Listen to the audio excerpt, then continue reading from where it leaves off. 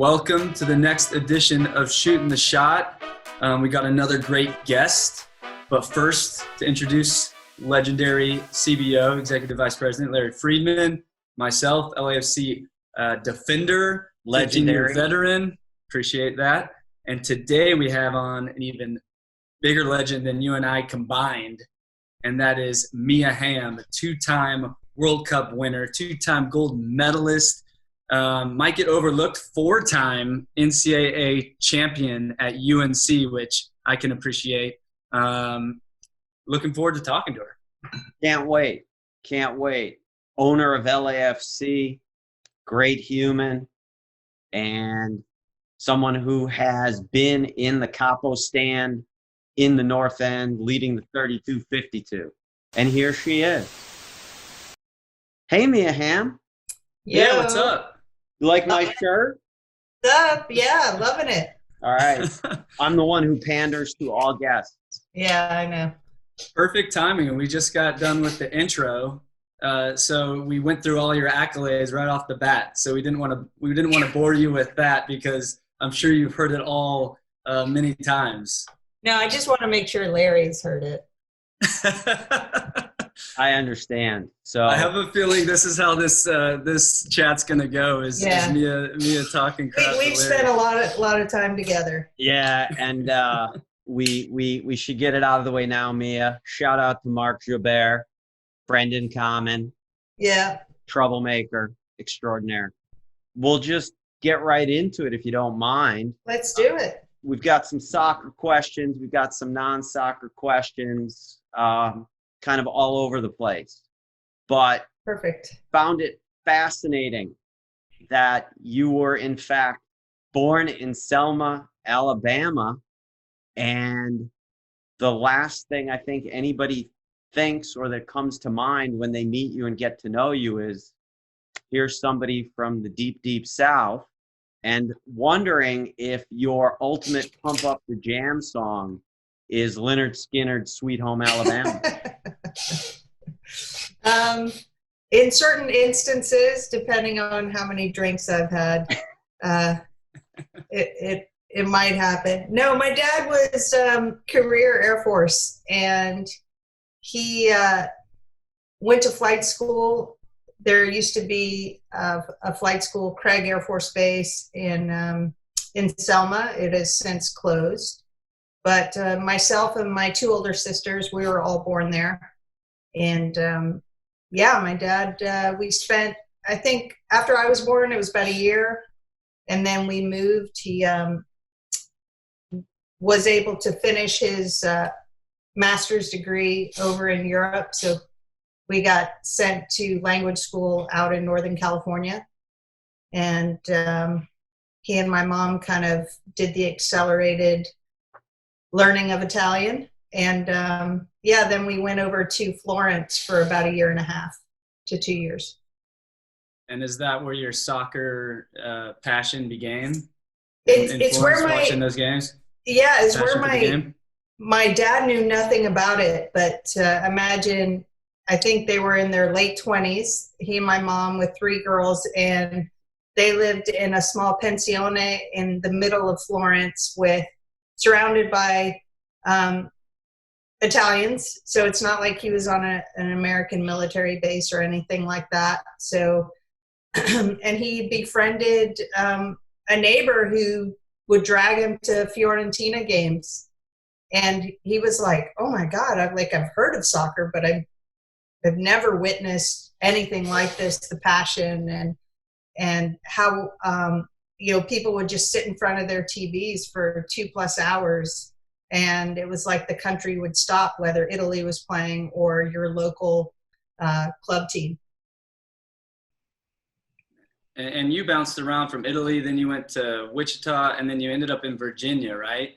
And Virginia is like a hotbed for youth soccer and college soccer, obviously, but in Virginia is where you became competitive and started to really take it serious, or was that after that? Well, I competed in North Texas. I mean, Dallas was kind of the strongest environment for soccer at the time. And but most of the time where I was from, I played AYSO soccer, and then and most of that was co-ed, which usually meant I was one of maybe 2 girls on the team if there was another girl on the team. So it was pretty consistent in terms of just playing on co-ed. And then once I moved to Virginia was really the first time I played high-level competitive club girls soccer. And it was like, I went there and it was on. I was like, oh my God. And, high school soccer was really big in Northern Virginia. So I went to Lake Braddock High School. I played for the Shooting Stars, and we won the state championship there. I want to say over half my team went and played Division I soccer as well as the boys team. So I was, it was one of those things for my career. It really was a slap in the face to see how intense and committed these players were. So I'm going to jump around on Harvey because as the true professionals that we are, and we take this very, very seriously, we map out the Q&A. I can see you combed your hair for. Yes, you like it? It's good. It's really growing out during this COVID thing. What product do you use? It's more of a paste, I think. Yeah. Wax, maybe. But you mentioned Lake Braddock and the Shooting Stars, and this is one of these moments where you realize how closely knit the world of global football is and how the game brings people together. Shout out to Rich Orozco, our head of brand and community. He and I are in a little town called Dortmund, Germany. It's Signal Iduna Park in 2017. And I bump into an American mom who is there watching her little boy play for Borussia Dortmund. And we get introduced as these guys from LAFC. And Kelly Pulisic immediately says, oh my God, my friend Mia is an owner of your club. And she and I played when we were younger, which of course I don't necessarily believe because you hear stuff like that all the time. But I texted you right away and you were like, oh my God, calming influence in the back, blah, blah, blah. Yeah, she was legit. We played both high school and club together. And she was one of those players that she was in the olden days, we used to play with a sweeper. Oh, and, like Beckenbauer. Yeah. Oh, yeah. So she was our Beckenbauer. And you have to have kind of a tactical, cerebral, and calming disposition to play that position. And she was all those things. We could set play out of her, but just constantly organizing the back and front. So no, it is a small world. And it's great to see, the success of Christian. And I know so much of his personality and his drive. People talk about his dad, but Kelly's right up there with him. And how about just the beauty of how it comes full circle and BVB comes and plays the first international friendly at Bank of California Stadium against LAFC. And Kelly is bawling her eyes out from one of the field suite seats with her feet on the grass because she just can't believe it. She can't believe that her son is playing for that club, and here they are in LA, in the United States, playing against a team that her former teammate and good friend, Mia Hamm, is an owner of. Yeah, well, I can't imagine what it's like as a parent to see your child, even if it's just one day, fulfill a lifelong dream, and to know everything they've put into it. And like I said, Kelly is just she's just a rock star human being. She's just so grounded, down to earth, and just to see the pride that she has with Christian is phenomenal. And I mean, what an incredible club to be a part of as well. So, growing up in Mission Viejo, California, like I did, I don't know if you knew that. Can you swim? I just want to make sure. Can you swim?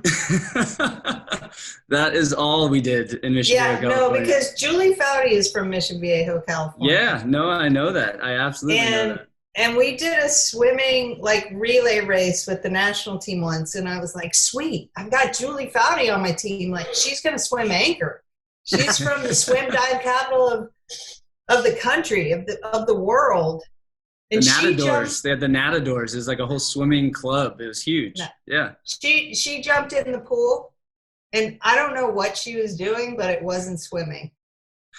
Well, she stuck to soccer apparently. Yeah, no, it's. But I just thought it was, walking, swimming, then soccer. That's kind of what you do there. I mean, my dad grew up on the water polo team in high school, and my brother was the captain of the surf team. So sports are more water-based than anything else. I feel like in Mission Viejo, everybody goes to the beach, does that thing. So I don't know Julie Foudy, but when I meet her, I will pass that by her and find out the real reason why she doesn't know how to swim. But I was hit with in Mission Viejo, and I'm sure I know Julie had a lot to do with this, but you in particular had a huge impact on women's soccer, obviously, and club soccer in Mission Viejo was huge. And we had the Blues, and I, grew up playing with, a lot of girls from different clubs and everything like that.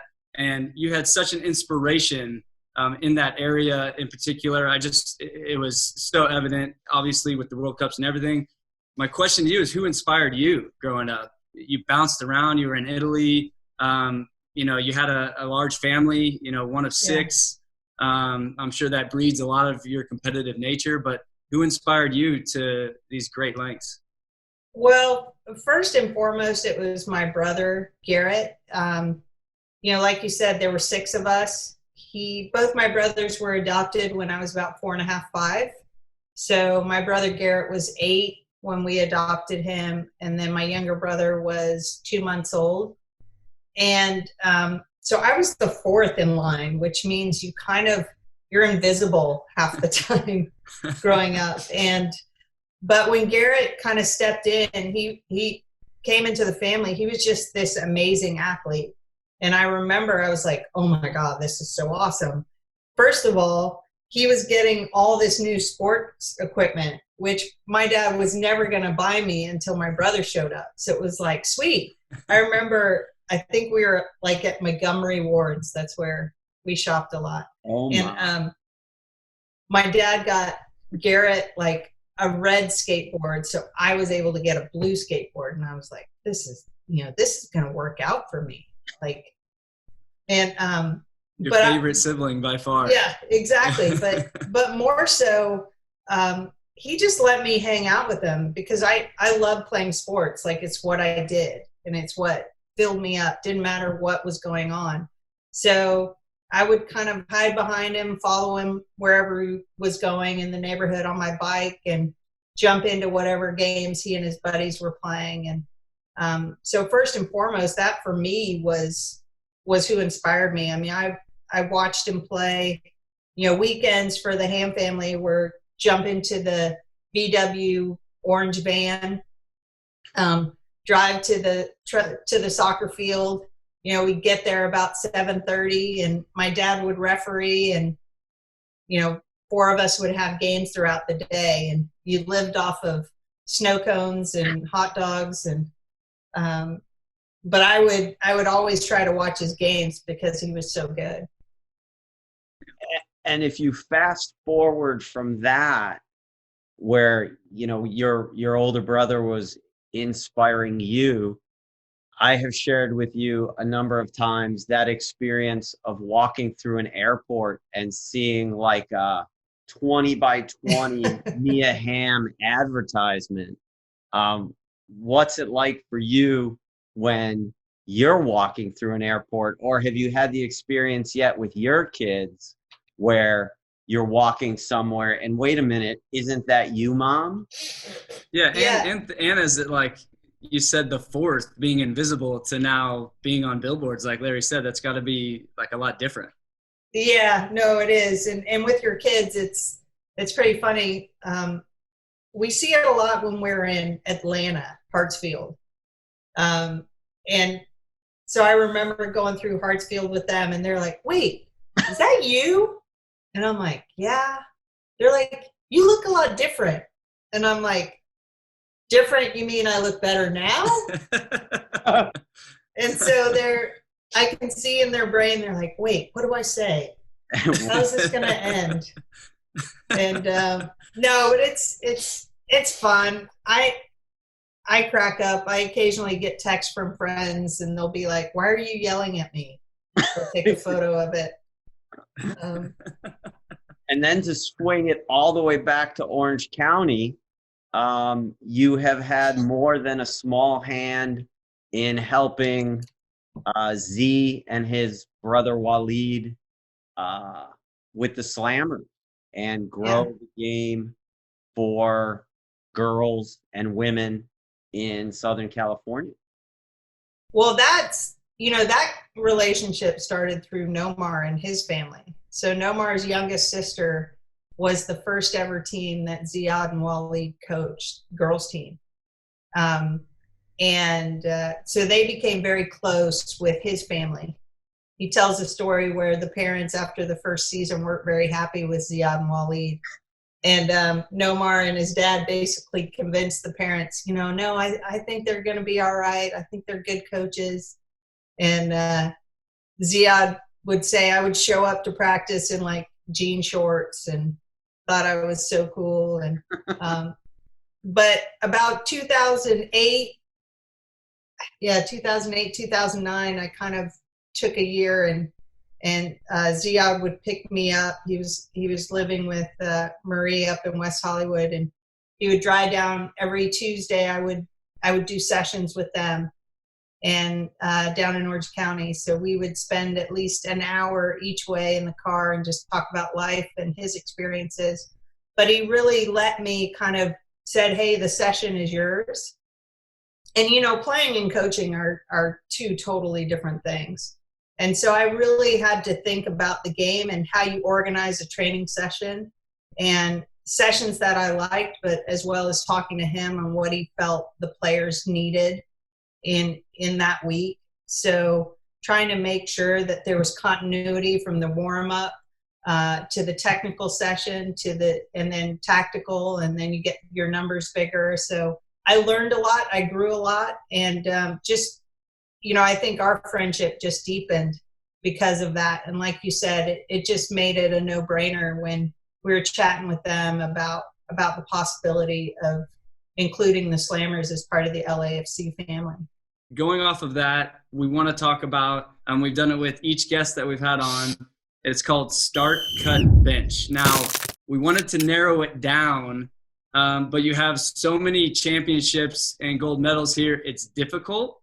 So we have narrowed it down to, we're taking out the World Cup in the U.S. in 99. So we're narrowing it down to your 2 gold medals, the Athens in 2004, Atlanta in 1996, and then your 1991 World Cup. Between those 3 titles, what would you start, cut, bench? I would start the 96 Olympics. Atlanta. Yeah, it was, everything happened so fast. It's what I grew up as, I think most Americans watching, and just thinking of playing for your country in the Olympic Games. And ever since I was little, I was like, I don't do gymnastics. Maybe I can figure something else out. And even if that meant I was a volunteer, I was like, I just want to be a part of that. And then, in 93, I remember in college, we got the word that we were going to be in a full medal Olympic sport, because a lot of the time you're exhibition first. And then, but they put us in as a full medal sport in 96. And to do it in your home country, it was like, oh my God. So the next is cut. Bench. We just assumed that the 1990 World Cup was like at the top. because of all the hype and yeah. and everything. So we just took that one off right off the bat because that was the start we thought would be. But now hearing you talk about the 96 gold medal, maybe that would have competed a little bit. Yeah. I mean, bench, I don't know. It's so hard. It's like picking your favorite child. Oh, we all have one. Yeah. I guess I'd bench, what did you say, 04? The Athens gold medal? Yeah. Yeah. And that means you're cutting the 1991 World Cup China. See? I mean, what is it? And I only say 91. It was because no one even knew we won. So it's like to be honest with you, so FIFA was like, okay, we're going to fly you over to China for the Women's World Cup. And we're like, Federation's like, great. But you actually have to fly through Europe and pick up the European teams. And then fly through it was crazy. And flew into Hong Kong. Yes. Wow. So rather than, meeting in San Francisco or Los Angeles and flying over and it be like, 14 hours. No, we went all the way around the world and we had to do that on the way back. So it's not like, congratulations, you win. Yes. So we went back and, so we yeah. And celebrate on the way back, right? We did. Yeah. I mean, we did, but that long of a flight, they only can carry so much alcohol. Right. And, because it's a full day, it's like the last place you want to be, sick is on an airplane. But I remember landing in New York and we walked off the plane and there were 3 people waiting for us with flowers and 2 worked for the airline. So it was like, really? Yeah, no one really knew what was going on. And that's the only reason I say that. I mean, it's the first World Cup. We didn't know what was going to happen after that.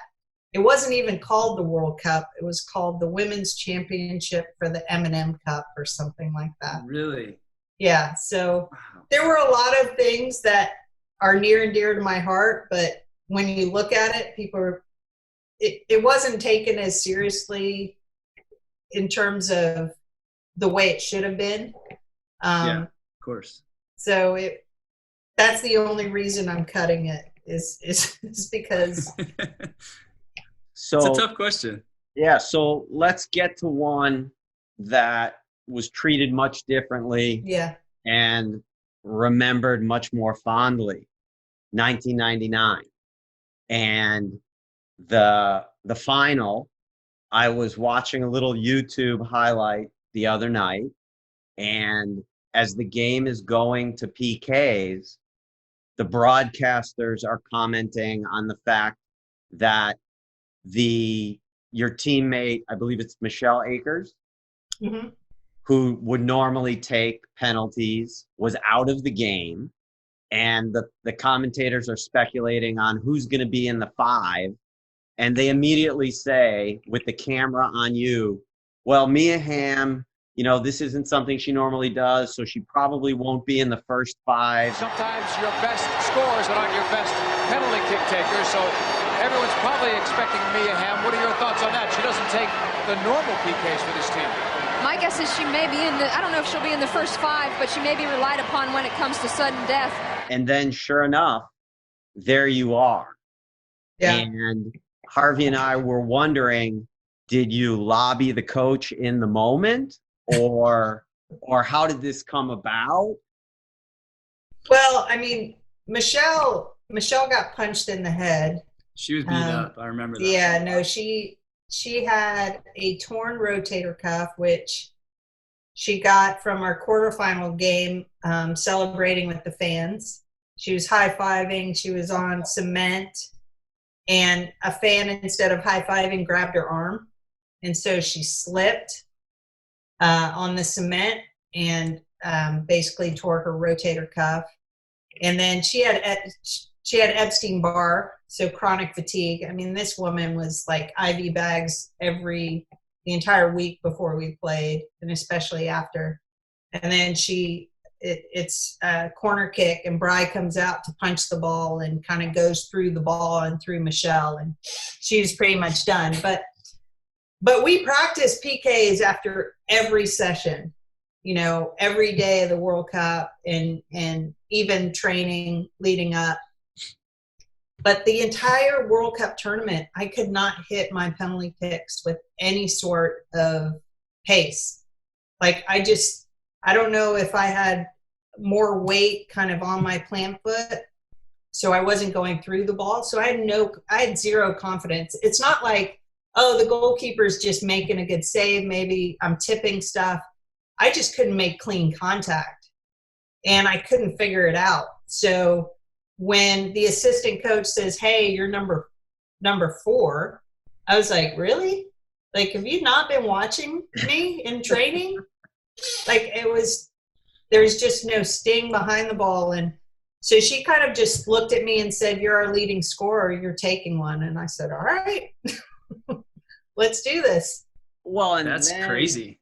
And then Scurry makes an early save. So now you're coming up in the 4 position, maintaining the advantage, no pressure, right? Well, yeah. Christine was right after Bryce saved it. So she was number 3. Bryce saved their 3. And then, so when I'm coming up on number 4, I'm walking up. And it's funny because when you watch it, you're just – yeah, but the whole time I was telling myself, I looked at one spot on the ball and I said, that's all I'm thinking about. I just want to hit it with pace, because if I hit it with pace, I have a chance. And I knew which side I wanted to go to.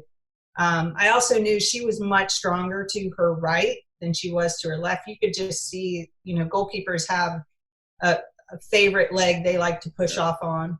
And so I hit it well and went in, and the look on my face was more, I was like pissed off at myself for doubting. And then I was just grateful that it went in.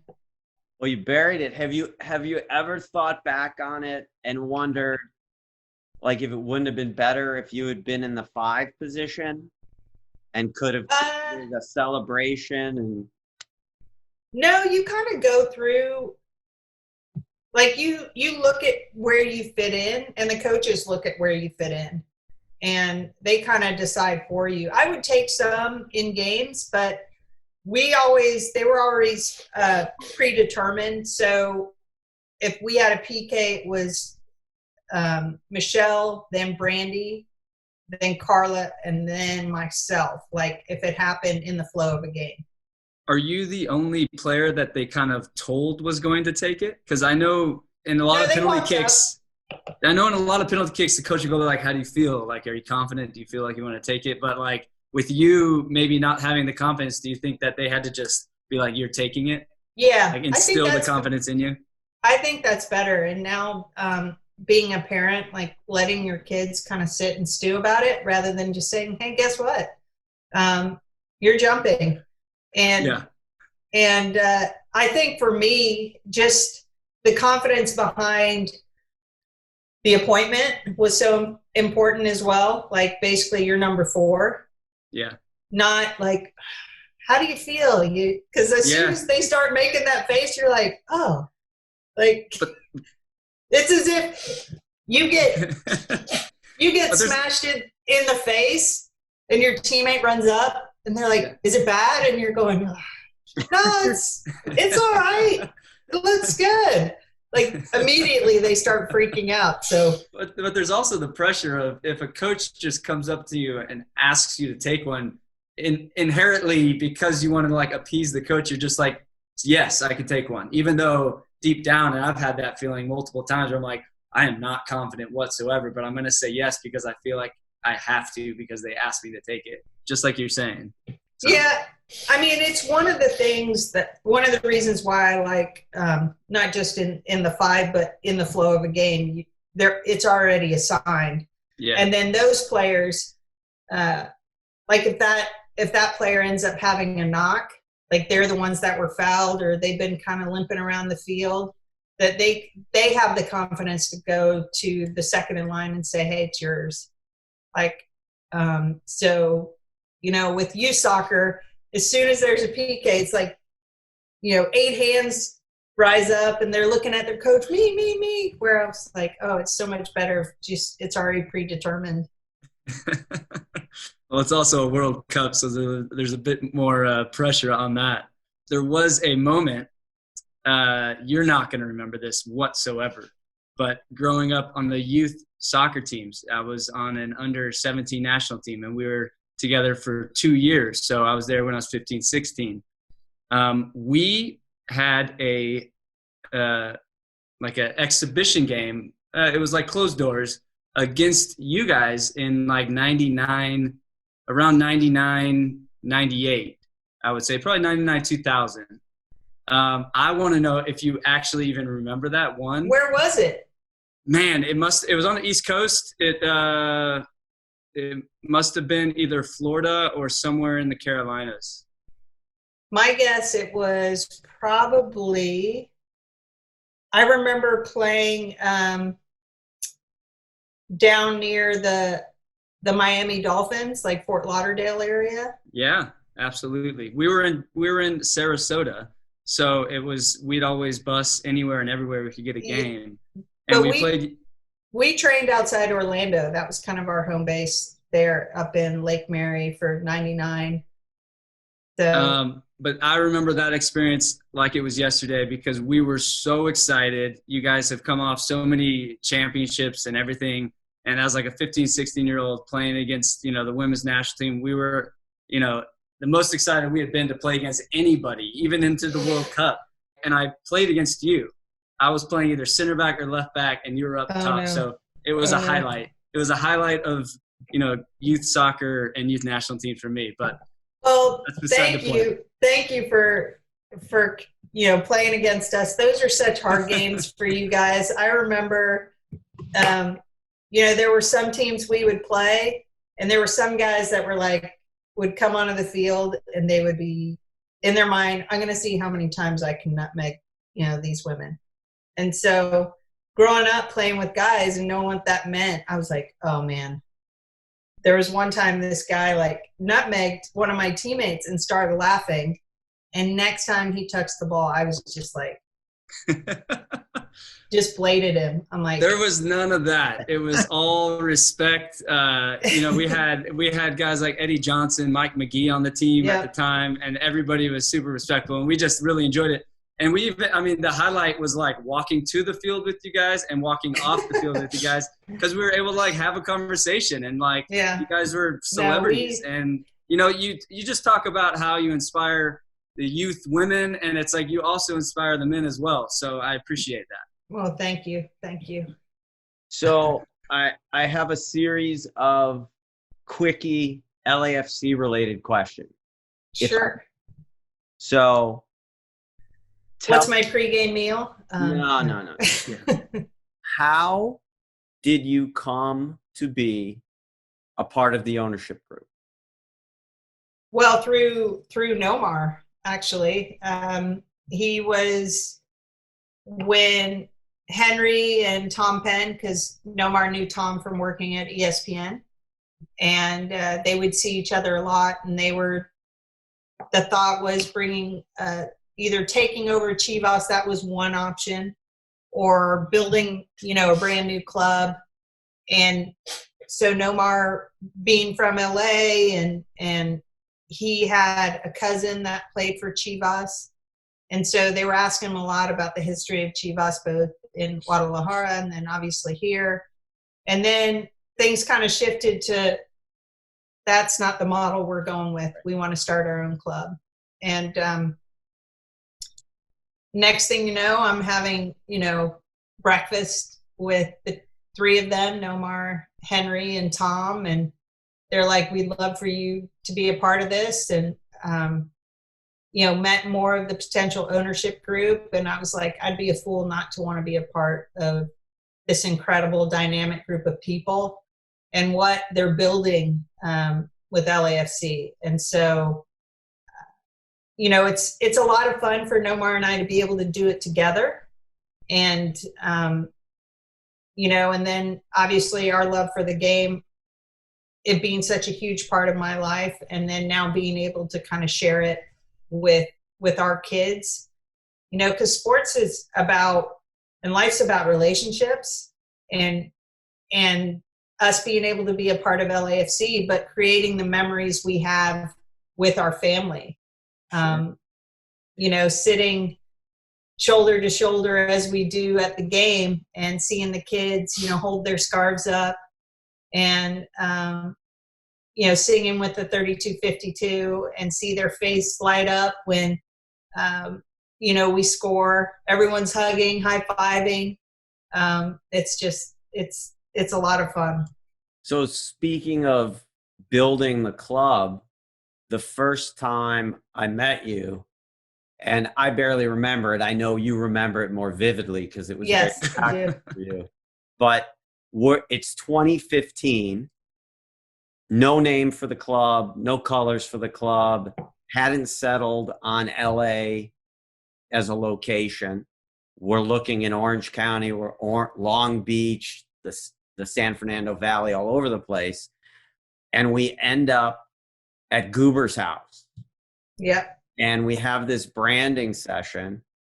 And first of all, I end up sitting next to you, and I can't speak because I can't believe I'm sitting next to Mia Hamm.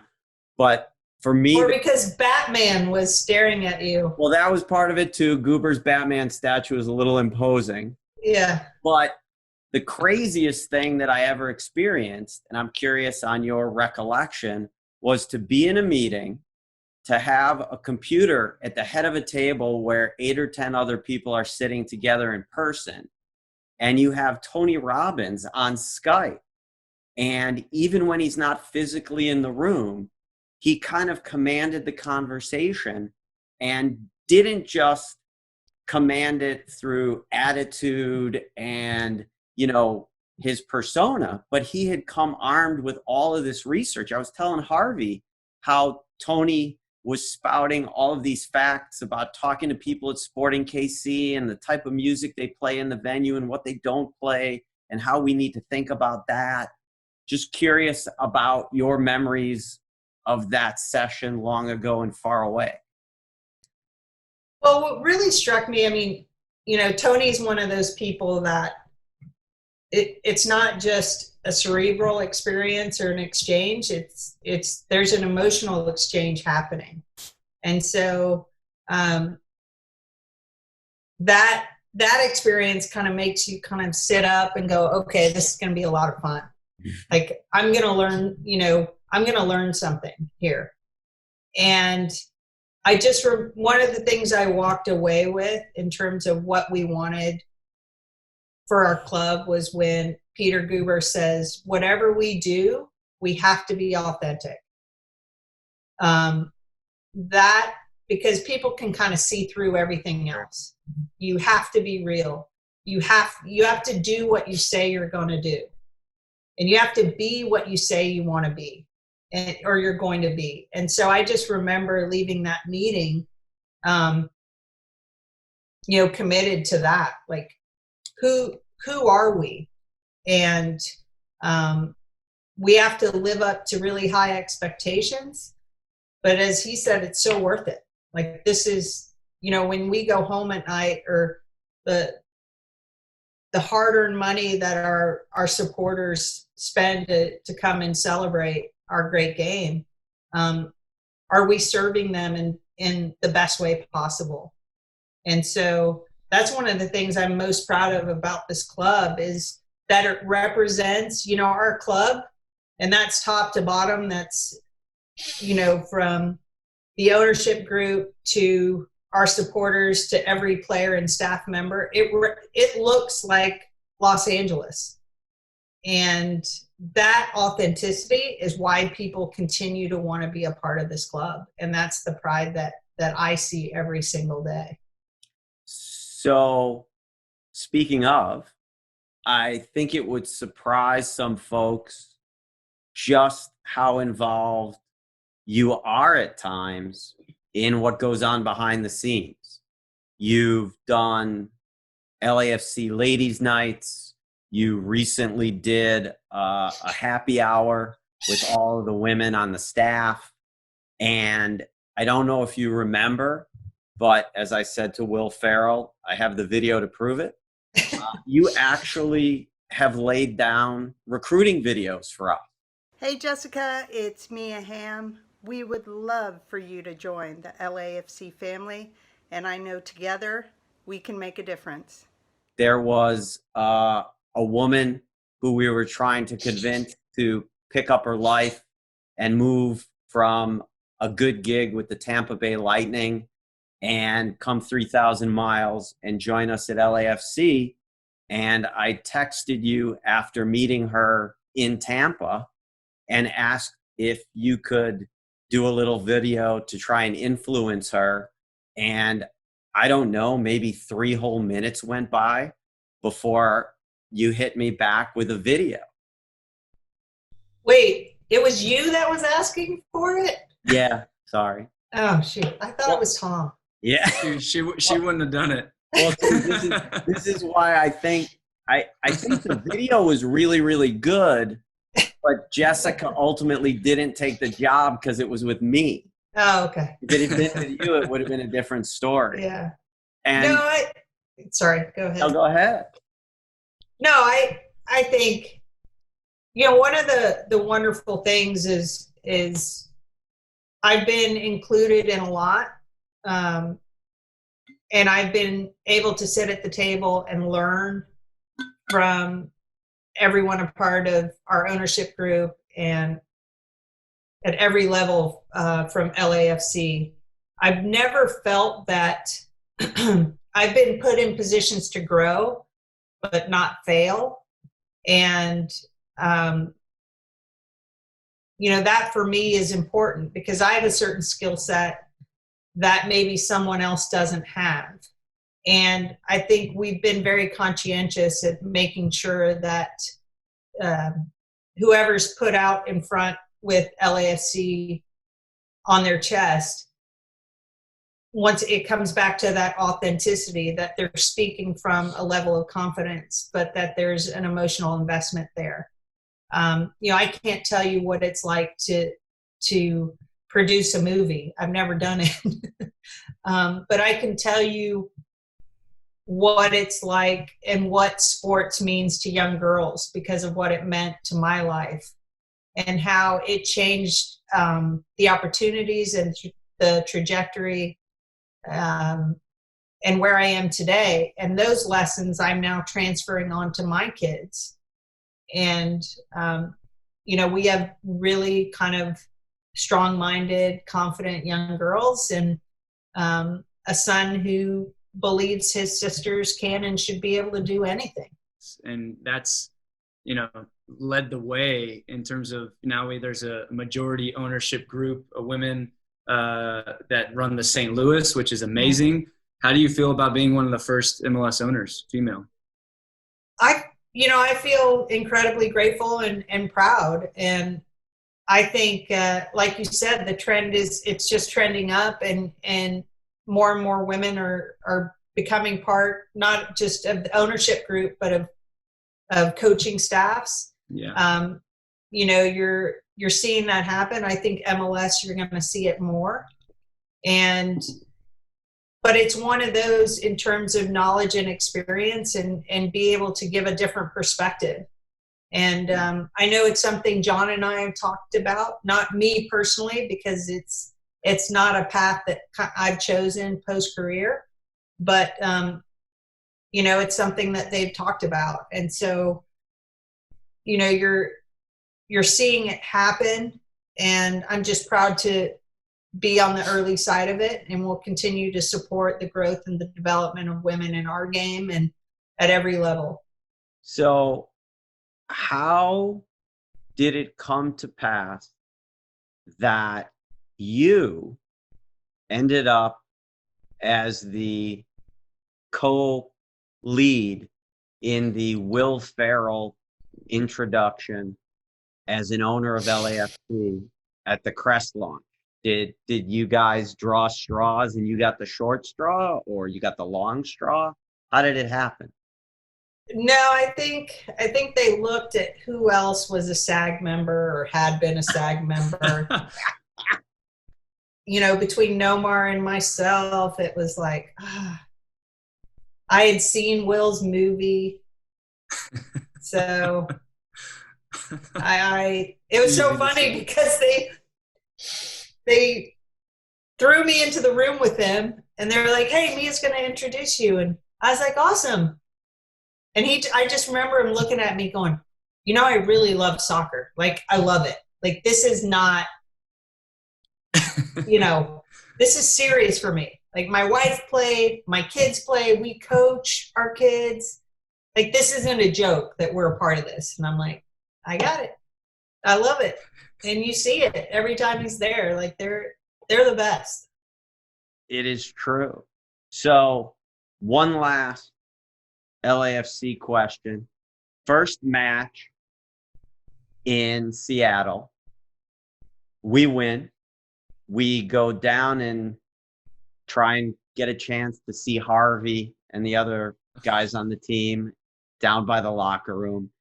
And in this crazy moment, and there's a picture in my office to commemorate the moment, I end up standing and having a conversation with you, Nomar, and Carlos Vela. And for me, it was like living that Sesame Street skit where it's like one of these things is not like the other. I just still can't get over every morning when I walk into my office, back in those days when you could walk into your office, that even happened. I know. 3 out of the 4 have like world-class hair. I mean, it's just... Yeah, it's not Carlos. It's not honestly, Carlos. Carlos and Nomar are like gold medal hair. Yeah. It's I pretty mean, neat. I had a shampoo commercial. So there you go. Oh, well, thank you for teeing up Harvey to ask you about your Gatorade commercial. Yeah. I mean, you and MJ, we're going to go into what you're doing right now, but, with The Last Dance consuming everyone over the last few weeks, what was your experience like doing that commercial with MJ? It was so awesome. I remember getting the call saying, hey, they want to do this, you and Mike kind of competing against each other. And I was like, what? Really? He's like, yeah. And they sent me the boards and I was like, oh, this is going to be awesome. So the last thing I wanted to do was to mess up. I was, like MJ is like my older brother. We would shoot hoops off, when we were on set, just waiting for them to set up the next shot. That's so awesome. His son was on the set, so we'd play 2v2. And I'd be sitting there, I'm like, I know he's not going to go after it, but are we allowed to win? Like, can we win? It's one of those things. But the judo flip was one of those things that we just did in one take. Like, they were talking about how to do the scene, and I just kind of grabbed him, and he helped, but we didn't talk about it. I just turned and flipped him, and he kind of jumped over, and they were like, wait, that was awesome. Can you do it again? And we're like, nope, that's it. That's about it. That's all we got. I'm not throwing Michael anymore. But he made it so much fun. He let me into his world, and I think someone that grew up watching him play. We both went to Carolina, so his legacy and lore was there long before I ever was. And to know that he had to give approval for me to be a part of the Gatorade family, and they said it was a no-brainer for him. So with the first ad I ever did was the Be Like Mike, and I had to sing a section of it. Oh God. Yeah. So they had me in a limo I remember that. I remember Yeah. that. I've heard it. Yeah. It was super cold in Chicago, and yeah, I remember. I was like, wait, you don't want me to like juggle a soccer ball? You want me to sing? Like, I don't think you remember what I do. And so they're like, no, it'll be great. It'll be great. So I spent the afternoon just doing boom, boom, boom, boom, boom. I think that's all I had to do. Warming up the vocals. Yeah. I'm confused now. You sang on a national television commercial, but one of the conditions of letting Harvey and I interview was no singing. Well, I'm much older now. There's been a lot of stress and strain on my vocal cords. It's those kids. Yeah. And the LAFC games. Yeah, exactly. True also.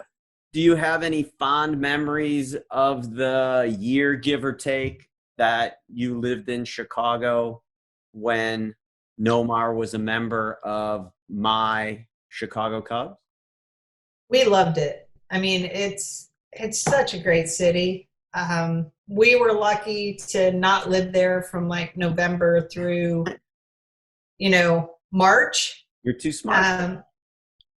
But it was, I don't know, it's such a clean, walkable city.